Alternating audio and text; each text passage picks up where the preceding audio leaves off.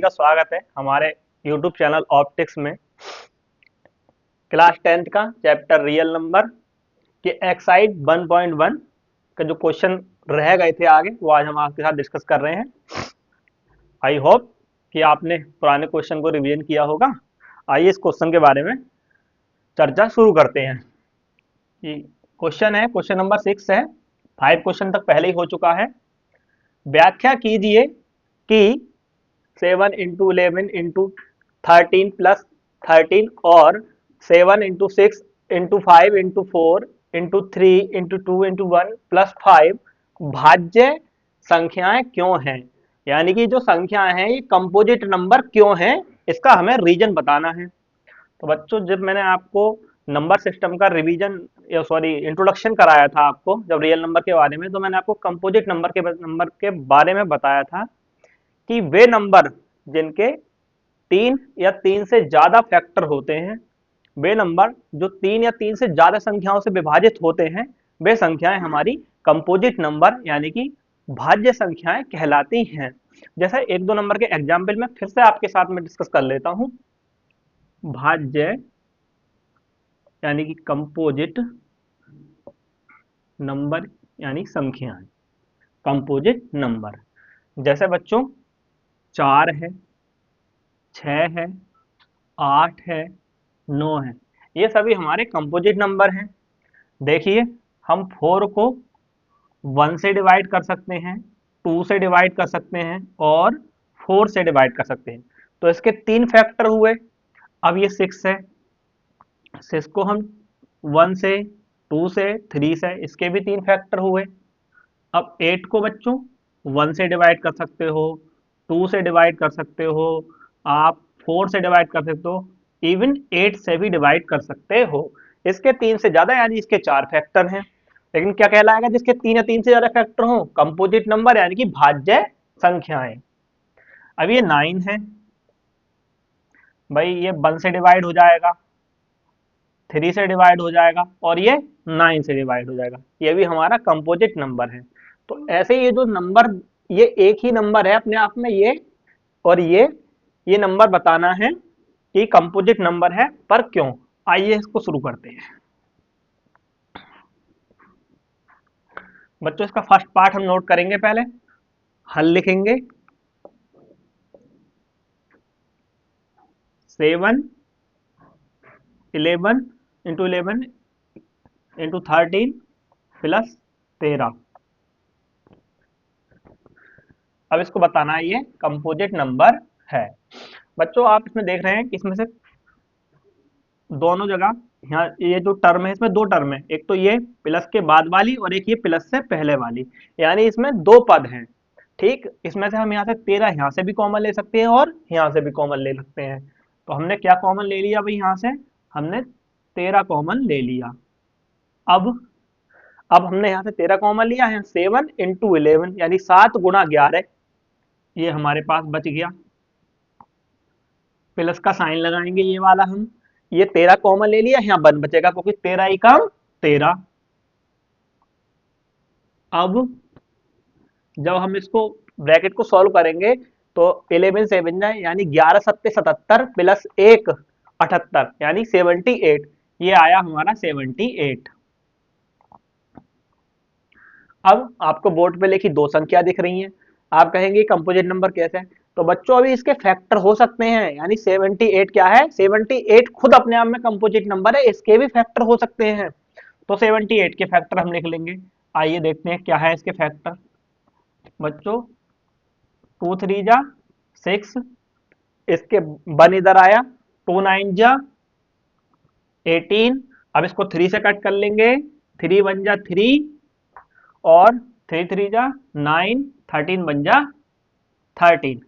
यानी हमारे 78 के जो फैक्टर आए वो 2 गुणा 3 गुणा 13, ये हमारे 78 के फैक्टर हुए।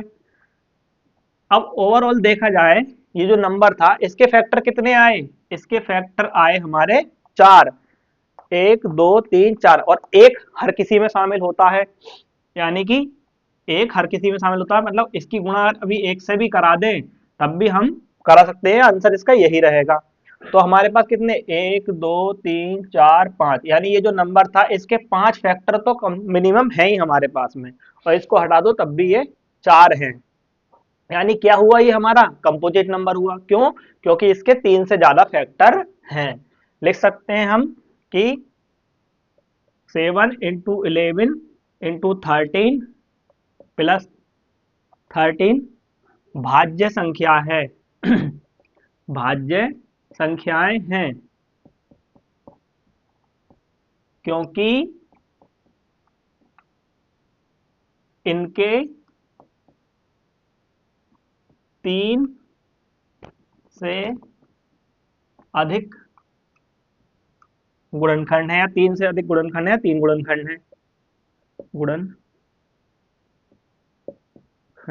है। आप नोट कीजिए इसको, सभी लोग इसका स्क्रीनशॉट ले लेंगे। आप लोगों ने इसका स्क्रीनशॉट ले लिया होगा, ठीक है। इसके अब सेकंड पार्ट को डिस्कस करते हैं आपके साथ में। बच्चों इसका नेक्स्ट पार्ट है 7 multiply 6 multiply 5 multiply 4 multiply 3 multiply 2 multiply 1 plus 5। बच्चों इसमें भी दो टर्म है, एक तो ये प्लस के बाद वाली और एक ही टर्म प्लस से पहले वाली। प्लस माइनस के और डिवाइड के, प्लस माइनस के साइन से टर्म्स डिसाइड होती हैं। तो यहाँ पे जो है दो टर्म्स है हमारी, प्लस के और माइनस से दो, एक तो ये टर्म्स है, एक ये टर्म्स है। इन दोनों में आप देखेंगे तो यहाँ भी 5 कॉमन है और यहाँ भी 5 कॉमन है। चलिए हम 5 कॉमन ले लेते हैं। ये हमने 5 कॉमन ले लिया। अब हमारे पास बचा 6 into 5 into 4 into 3 into 2 into 1।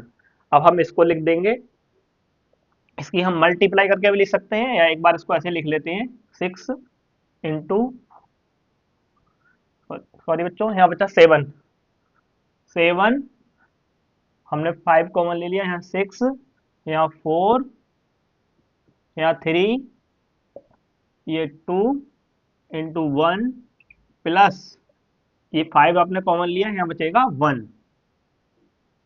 अब जब आप इसकी मल्टीप्लाई कराएंगे, कितने की है, 6 7 जा 42, 4 से फिर 3 से फिर 2 से इसकी, तो आपका आएगा 1008 प्लस आपका ये 1 चलेगा ये वाला।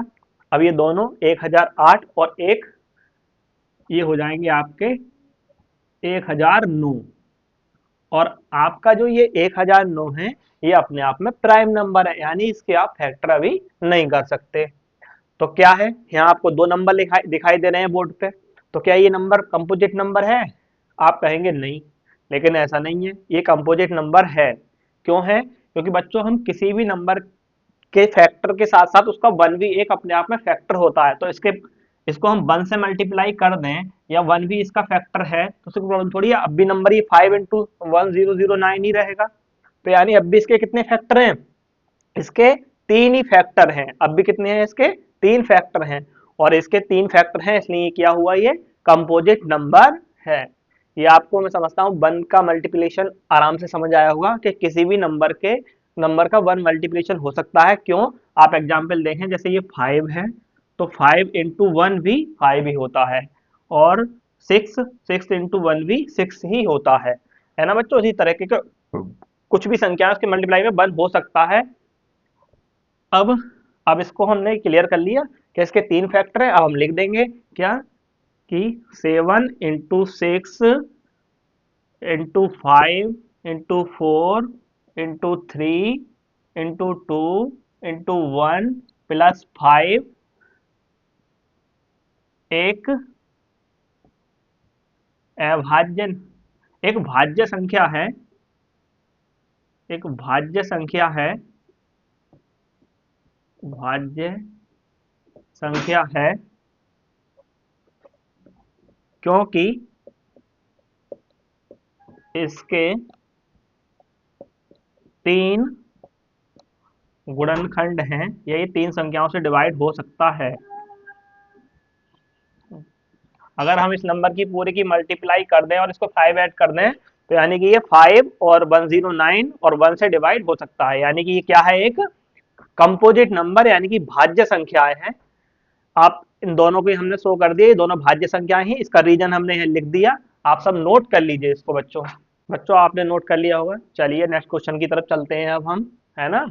तो बच्चों इस एक्सरसाइज का लास्ट क्वेश्चन, क्वेश्चन नंबर 7 जो आपके साथ बोर्ड पे लिखा हुआ है, आप इसको पढ़ेंगे एक बार। क्या कह रहा है क्वेश्चन कि किसी खेल के मैदान के चारों ओर एक वृत्ताकार पथ है, यानी खेल का मैदान है, उसके चारों ओर एक सर्कुलर पाथ बना हुआ है। इस मैदान का एक चक्कर लगाने में सोनिया को 18 मिनट लगते हैं, यानी एक लड़की सोनिया है और उस मैदान का चक्कर काटती है तो उसको 18 मिनट में उस चक्कर को, सर्कल को कंप्लीट करती है। जबकि इसी मैदान का एक चक्कर लगाने में रवि को 12 मिनट लगते हैं। रवि एक लड़का है, वो भी एक चक्कर उसी मैदान का लगाता है, लेकिन वो 12 मिनट में ही चक्कर को पूरा कर लेता है। अब कह रहे हैं कि मान लीजिए वे दोनों एक ही स्थान और एक ही समय पर चलना आरंभ करके एक ही दिशा में चलते हैं। मतलब रवि भी यहीं पर उसी समय में था और सोनिया भी इसी समय थी यहाँ पे, उसने भी इसी समय यहाँ से दौड़ना शुरू करा और सोनिया ने भी यहीं से दौड़ना शुरू करा, लेकिन सोनिया ने 18 मिनट लगाए, वहीं रवि ने 12 मिनट लगाए। तो बच्चों, तो क्वेश्चन है कि कितने समय बाद वे पुनः प्रारंभिक स्थान पर मिलेंगे। मतलब वो चक्कर लगाते रहे तो कितने समय बाद होंगे कि दोनों फिर से वो यहाँ पर मिल जाएं। तो बच्चों इसका जो आंसर होगा वो आपको अभी डिस्कस करते हैं। तो देखो लिखते हैं चलो इसके साथ कि सोनिया को चक्कर लगाने में लगा समय, सोनिया को सोनिया को एक चक्कर लगाने में लगा समय, लगाने में लगा समय वो आपका 18 मिनट। वहीं रवि को एक चक्कर लगाने में लगा समय बराबर है आपका 12 मिनट। यानी रवि को एक चक्कर लगाने में लगते हैं 12 मिनट।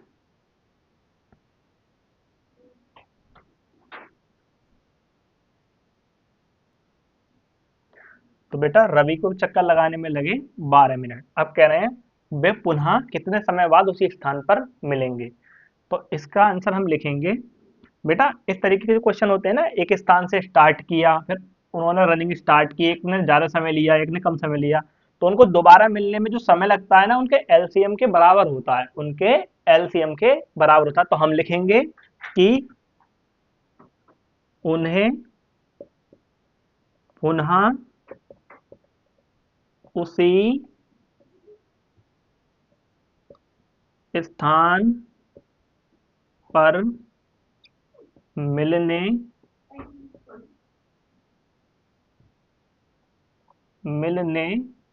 में लगा समय होगा 18 मिनट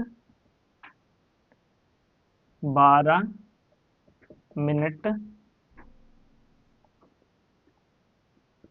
का एलसीएम। बच्चों क्या लिखा है, उन्हें पुनः उसी स्थान पर मिलने में लगा समय बराबर 18 और 12 का एलसीएम। तो हम इन दोनों का एलसीएम निकाल देंगे। किसका एलसीएम निकालेंगे भी, 18 और 12 का एलसीएम।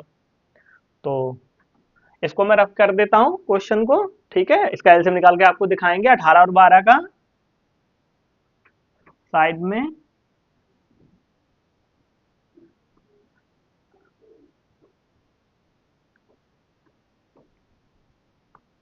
देखिए बच्चों, अब निकालते हैं हम 18 और 12 का एलसीएम। तो बेटा आप इसके फैक्टर करके दिखा देंगे साइड में, ये 18 है और ये 12। अब इसके हम प्राइम फैक्टर करेंगे, 2 9 जा 3 3 जा 9 और 3 1 जा 3, यानी 2 ने 18, 3 3 9, 3 ही कम 3 और बेटा इसके करेंगे 2 6 जा 12 एंड 2 3 जा 6 एंड 3 1 आर 3, यानी कि 2 छक्का 12 और 2 तिया 6 और 3 एकम 3। बेटा ये होगा इसके प्राइम फैक्टर। अब बेटा ये फैक्टर इनके लिख लेते हैं। देखो भाई 18 के फैक्टर क्या आए हमारे, 2 गुणा 3 गुणा 3। 12 के फैक्टर क्या आए हमारे, 2 गुणा 2 गुणा 3। अब आपको एलसीएम लेना है। इनसे पहले क्वेश्चनों में मैंने आपको बता ही दिया है, सबसे शुरू के जो क्वेश्चन थे वो एलसीएम वाले थे। क्या बेटा एलसीएम में क्या होता है कि सबसे पहले जो दोनों में कॉमन होता है वो नंबर, तो ये दोनों में इनके पेयर बन गए। तो बेटा ये 2 और ये 3 एक हो जाएगा, है ना।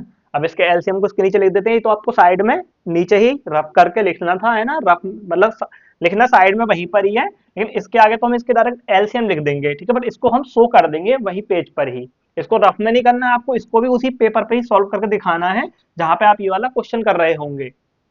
तो बच्चों देखिए, अब यहाँ पे ये इसका 2 आ गया कॉमन, और बेटा ये 3 आ गया एक कॉमन, और बेटा आपका जो रेस्ट बचा है 3 और 2, इनको भी हम मल्टीप्लिकेशन में लिख लेंगे। इस तरह हमारा इसका एलसीएम आ जाएगा क्या, 2 3 जा 6, 6 3 जा 18, 18 2 जा 36।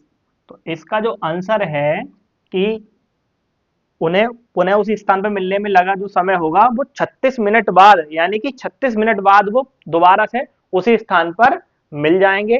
आप सभी इस क्वेश्चन को नोट कर लीजिए बेटा, इसका सॉल्यूशन ये है, आप इसको नोट करेंगे। चलिए बेटा नोट करिए इसको।